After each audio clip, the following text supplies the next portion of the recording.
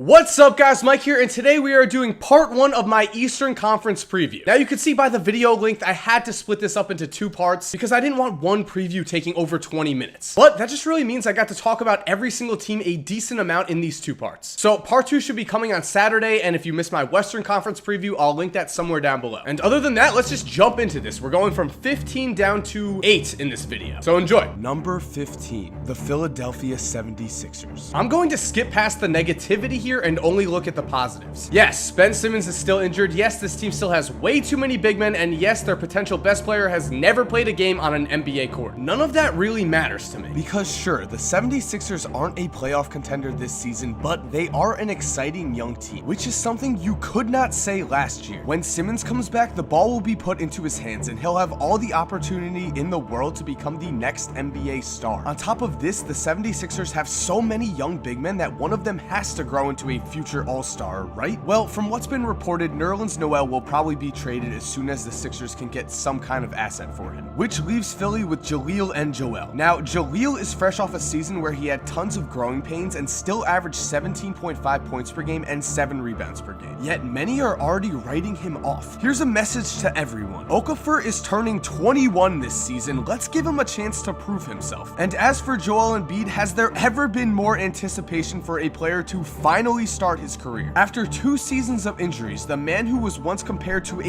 young Hakeem finally takes an NBA court. And from what we've already seen in the preseason, it looks like if he can stay healthy, Embiid might be something special, which is awesome because we need this guy to be in as many NBA interviews as possible. With all of this said, add in another potential Rookie of the Year candidate in Dario Saric and some solid vets in Jared Bayless and Robert Covington, and maybe the Sixers surprise us this year and finish as high as 13th, or maybe they continue to tank and finish 15th. Whatever the case, at least it looks like they're now on the right track. Number 14, the Brooklyn Nets. You have to remember here that the Nets have zero incentive to lose because the Boston Celtics own their pick. With that said, I still have to rank the Nets as 14th in the East because they are just that terrible. The only interesting thing that the Nets really have going for them is the combination of Jeremy Lin and Brook Lopez. Now, I'm not going to get too into Jeremy Lin. I'm sure the press will cover him enough this season, but I am definitely happy for him. He should average around 17 points per game this season, and he deserves to be a starter in the NBA. But what we really need to talk about is Brook Lopez. Did you know that Lopez has averaged over 70 games played a year in the last 2 seasons? Did you know that last season he averaged 20 points and 8 rebounds a night? Did you know that he has constantly put up 20 points and 8 rebounds a night for his whole career? Well, you probably didn't, because Brook Lopez is right now underappreciated. So this season, enjoy the fact that we can watch the Nets without checking if they are a D-League team, and thank the team for at least letting us enjoy an offense heavy on Brook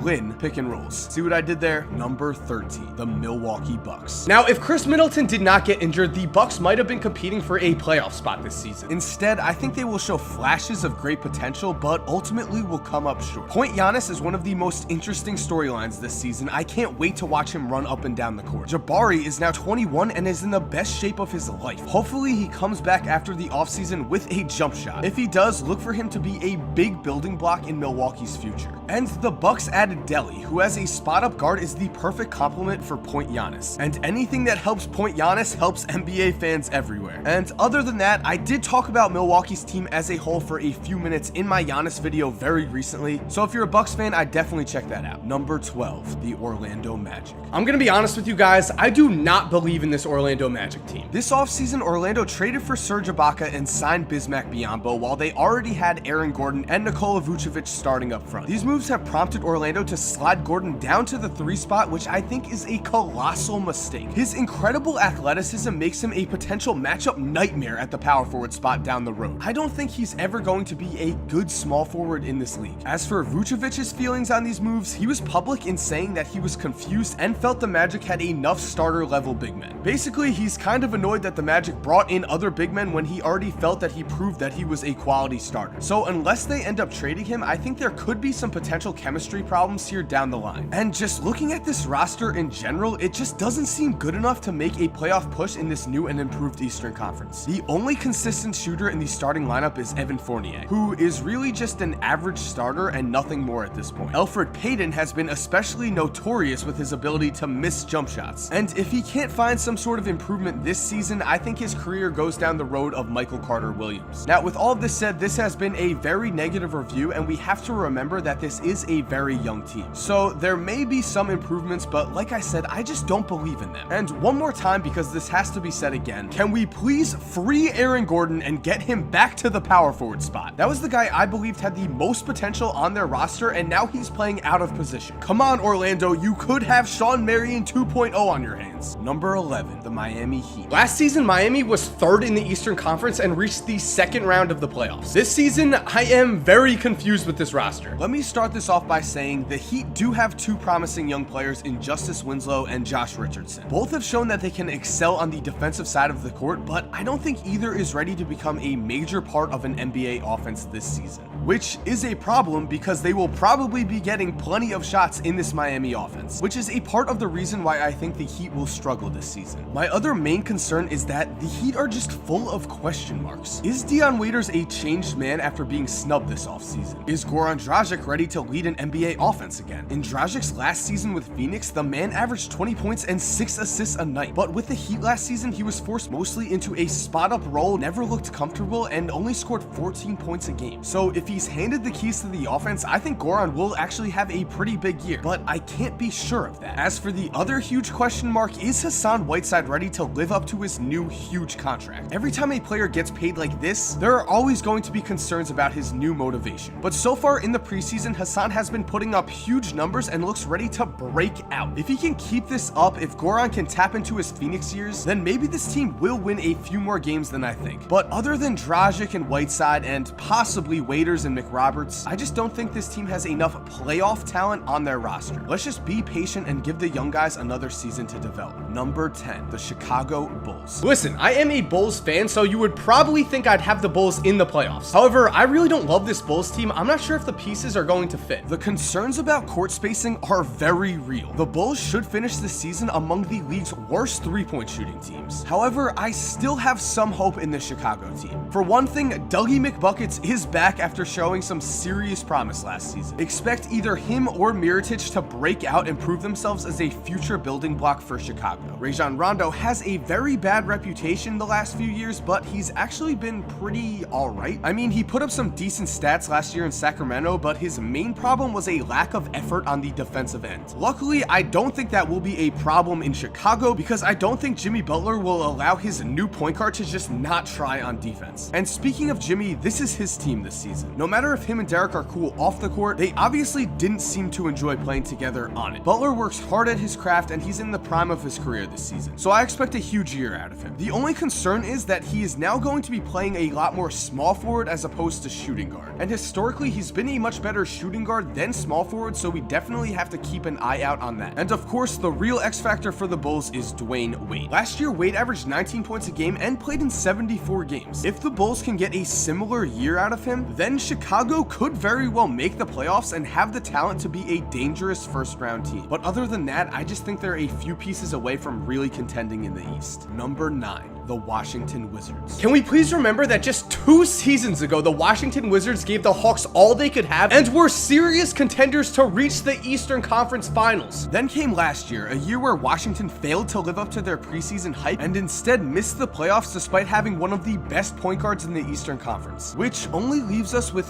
huge question marks. Can Markieff Morris thrive in a city that does not also house his brother? Can Otto Porter step up and become a quality starter in the NBA? Will Marcin Gortat continue to be a quality center in the NBA? Will Washington return to the defensive identity they established when they were winning games? And perhaps the biggest question, can Bradley Beal and John Wall get along? This summer, John Wall said in an interview in regards to Beal that, "I think a lot of times we have a tendency to dislike each other on the court."